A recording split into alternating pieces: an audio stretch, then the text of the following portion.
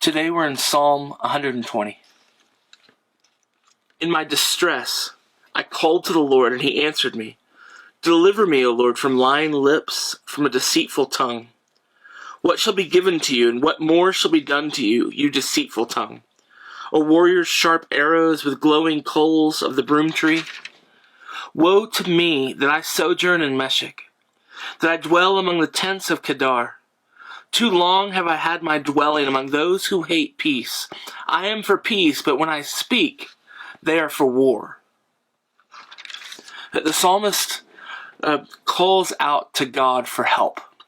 And he calls out for help in the midst of a particular set of circumstances that I think we can relate to.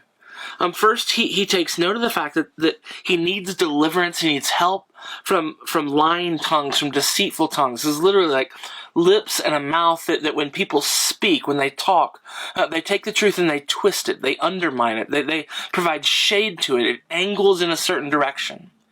And the direction of the psalmist says that these lips are lying towards and twisting the truth towards is division, is warfare, is fighting.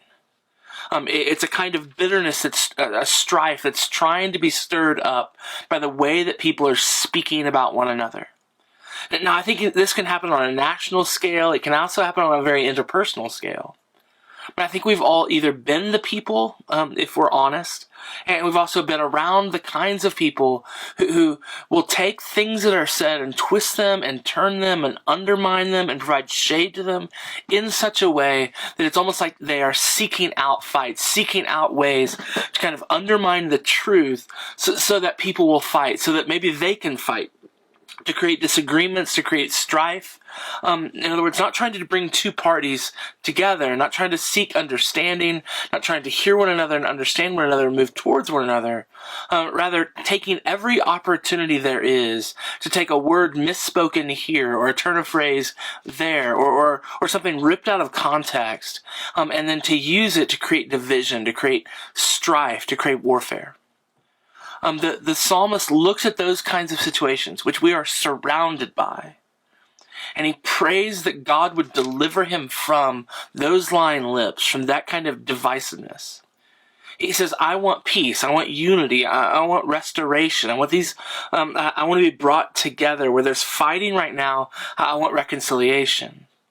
But every time I open my mouth, all they want to do is fight. All they want is war. So God, deliver me. But alongside asking God for this deliverance, he also essentially says, right off the bat, in verse 3, he says, what do you guys want? Like, what more do you want? Like, this always ends badly. A warrior's arrows and fiery coals upon you. In other words, this always goes badly. It always ends in destruction, in fighting, in warfare, in pain.